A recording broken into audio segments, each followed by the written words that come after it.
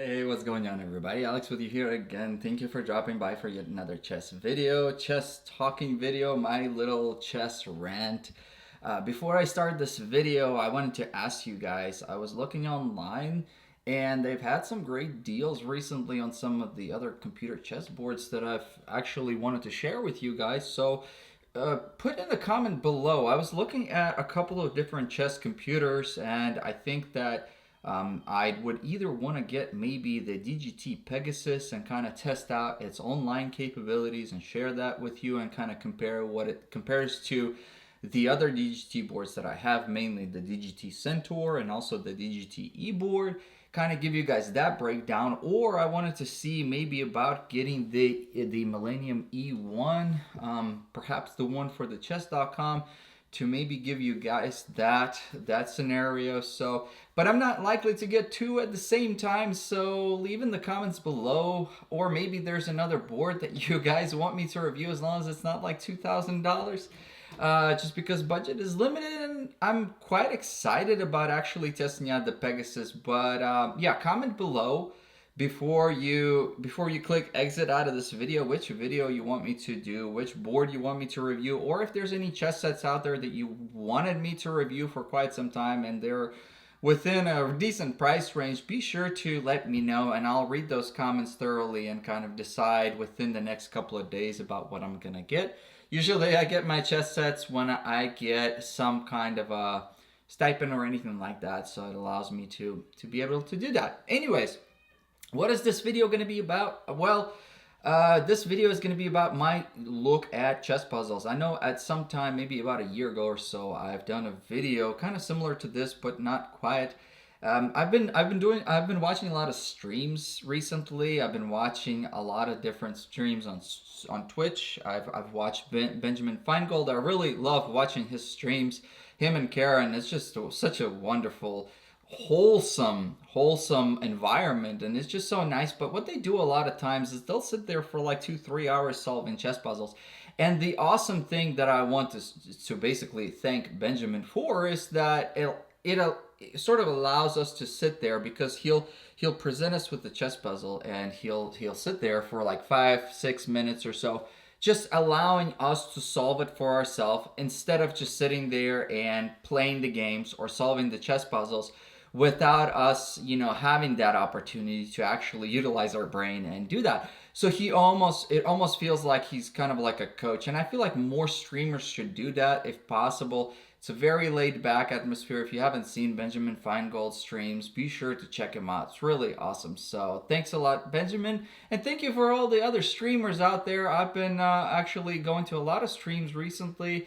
I've been donating to some. And by the way, if you go to these streams, do consider donating $1 or $2. Sometimes, even $1 may make all the difference, considering that these people put in their time to stream. And but by no means don't donate any money to my channel. I'm just joking. Anyways, so what did I want to talk about? Oh yes, so Benjamin Feingold presents these like 3,000 plus rated chess puzzles. And first of all, the rating of the chess puzzles can be quite subjective. I don't really even know how do they rate these chess puzzles. I'm guessing it's by people actually solving them, that they give their own rating to the chess puzzle. And after a while, when the chess puzzle has been solved like thousands of times, that rating, that subjective rating of the people solving it, of us, is what makes up the chess rating. But I think that it's still subjective, more or less. You can't objectively like, okay, you had this many pawns, you had this many pieces, it's supposed to take you this long to do this.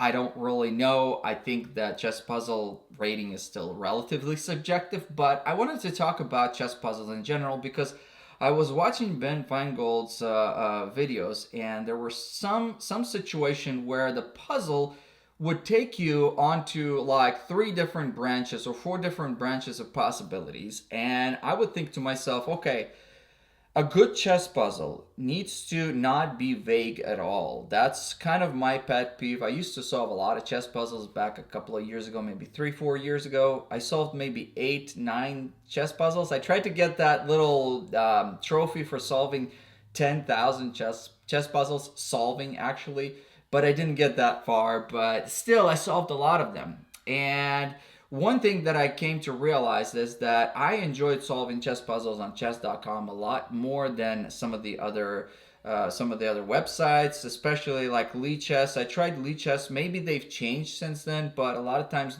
Chess chess puzzles would be like extracted from games, or they would be, in my opinion, not as polished out as chess.com puzzles.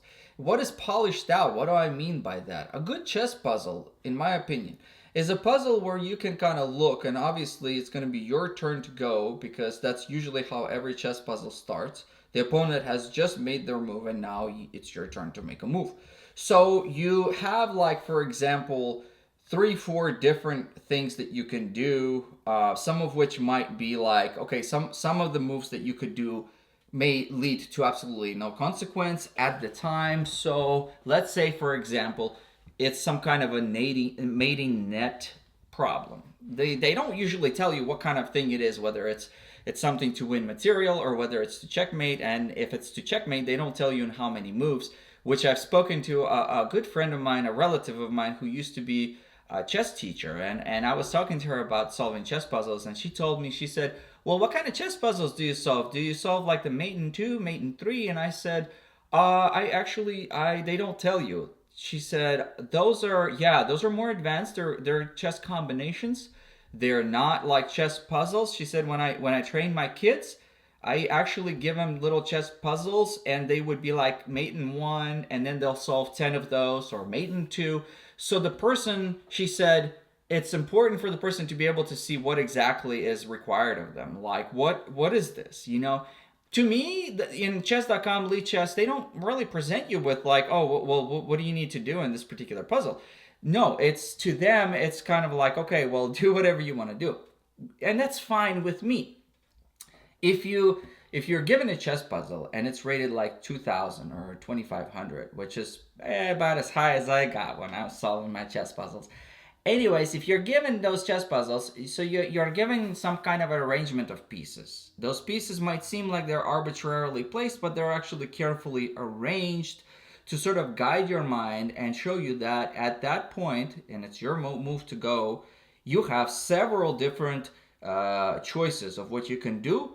You have maybe a couple of forced checks and maybe a couple of, forced maneuvers where you have to exchange pieces, okay? So then that's good. That's a good chess puzzle where you can see clearly, you can see 3 or 4 different moves that you can do right off the bat. But then the important thing, in my opinion, is that you need to be able to, or at least to try to see clearly the outcome of every one of those moves. You need to be able to draw a string of consequent moves that you're going to do past that point. So if you give the king a check, and the king has to move in this direction, or he can move in this other direction, or he can move in this third direction, then if the king has 3 different moves to go, 3 different possibilities, you need to be able to, in a good chess puzzle, have the ability to compute each one of those 3 movements.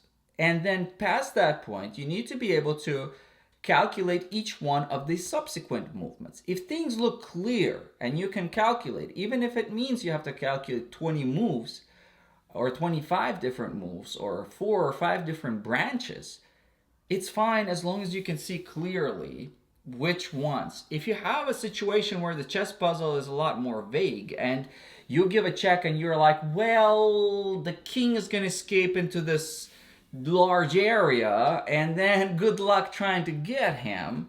I've played those puzzles before, and you're kind of putting yourself in a situation where you're saying, well, it looks like it's the best move at this point.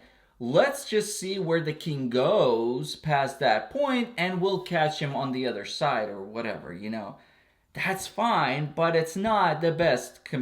Basically, it's not the best chess puzzle. It's not really well made. In my opinion, the chess puzzles are designed to train your brain to compute and hold in thought all those 20 different branches, kind of like you would with a math problem. So when you're solving some kind of an algebraic equation, what you do a lot of times is you say, okay, I have these numbers that I have added. I'm going to keep that in my mind. Now I need to divide these numbers, and I'm going to keep that in my mind. Now this third one, I'm going to keep it in my mind here. Then I'm going to add it all together. That's what we do in a math problem.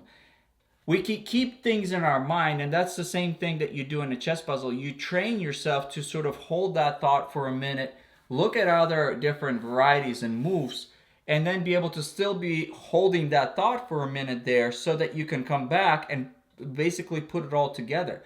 A good chess puzzle is supposed to be able to allow us to do that. It's supposed to be able to train our mind to do that well, so that when we're playing a real game, then we can be able to hold that thought in our mind and not get distracted by the other calculations, so that we can become a better chess player, right? So, yes, that in my opinion is what differentiates a good chess puzzle from a bad chess puzzle. A lot of times, like I said, Lichess, when I've played Lichess, I've tried it. My friends were like, dude, you should go play Lichess puzzles. They're so good. A lot of times it was kind of ambiguous. First of all, you would try to solve a chess problem. A lot of times you would come up to a couple of different solutions that were of about the same sort of outcome, more or less. The outcome of these several different ways seemed like they were about the same. And then you would be like, okay, well, there's no clear advantage of one versus the other. That's another thing. An advantage, like if you've calculated the entire chess puzzle, you should be able to see that one of the outcomes has a clear advantage boost over the other ones. Even if it means that you had to calculate like 12 or 15 moves ahead, if you found that final, move that you see is clearly better than the other ones, that means that it was a well-made chess puzzle. If you come out from this forest of calculating and you see that there's a couple of different varieties and they're all of equal outcome, then it's not that good. Then, in my opinion, I would look for a much better outcome somewhere, and if I can't find it, I'll choose one of the two. And then a lot of times what I would do is I would recognize that, okay, well, they're kind of equal, and I choose one, and Lichess would say, nah, it was the other one. Now, I could argue with you that mine was actually pretty good, and in fact, this is BS, because you shouldn't have done this to me. You shouldn't have even presented me with this chess puzzle. I would get bent out of shape when I would solve some chess puzzles that were like that. I like to have a nice clear advantage be seen once you're finished calculating. That, in my opinion, is a good, well, satisfying chess puzzle. So that's kind of my rant about chess puzzles in general. I feel like if I had to compare what is it like to play chess puzzles, or to solve chess puzzles rather, to playing real life games, I would probably say that playing games is kind of like rock climbing in the forest, whereas solving chess puzzles is kind of like rock climbing in a climbing gym. And I used to have a good friend of mine, a buddy who used to work in a climbing gym, and he would tell me that he would have to set up the holds on the walls in a certain arrangement, and then he would have his buddies test out the route, and then they would test it out and see whether those holds placed in that particular position, kind of made it easier or harder to climb from bottom to top. And that's kind of what I feel like a chess puzzle is. A chess puzzle is a clean board on which pieces are arranged, but very intricately arranged, for you to make it seem like it's just basically taken out of a normal game, but it's actually made in such a way that you should be able to be like, okay, if I check here, oh, no, that doesn't go because they've got the pawn here. That's good. That pawn was placed there on purpose. If I go here, oh, no, that doesn't go because they can protect with their bishop. That's right. That bishop was on that lane on purpose. On purpose created so that you can go through that thought process and say, oh, that didn't work. So basically, it's like I said, it's a very intricately created atmosphere, a moment in time of what could have been a game, but probably hasn't. And that's what makes chess puzzles that satisfying, because a lot of times there are, especially the really, really nicely created ones, are so pretty and elegant. And sometimes when you solve the chess puzzle, you just want to share it with people, and you just want to be like, that was beautiful. Unfortunately, I don't have that many chess friends, so I don't get to share these chess puzzles. But maybe one day, if I decide to start streaming chess games or something, then I might be able to share things like that with you. I've really enjoyed solving chess puzzles when I had the time. However, solving chess puzzles in and of itself does not train you to recognize tempo, to deal with time, to recognize strategical balance of the games. It only really teaches you at recognizing a moment in time and basically taking advantage of, like, oh hey, I think I recognize a mating net. Unfortunately, in real games, you don't frequently like recognize, oh, there's a mating net coming up, I'm gonna take advantage of it. A lot of times you're missing one piece that would kind of complement and make everything work, and you're like sitting there struggling because you think it's gonna work, but you're missing the extra bishop, or you're missing the extra pawn, so a lot of times it doesn't work. Anyway, so that's my rant. Hopefully I didn't take too much of your time during this lovely weekend, and I hope everybody has a great weekend, a great following week. Stay safe, stay healthy, and watch more streams, watch more of my videos, and I'll see you in the next video, okay? Bye-bye.